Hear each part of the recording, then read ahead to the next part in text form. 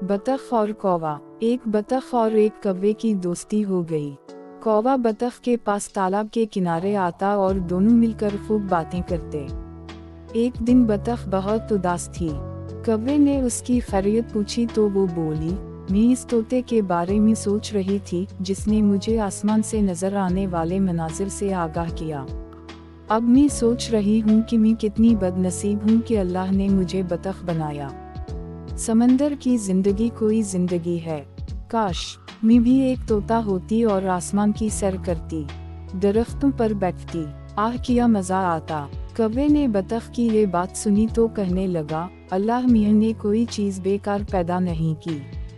तुम नाशुक्री क्यों बिन रही हो? पानी की जिंदगी तो देखो क्या मजेदार जिंदगी है।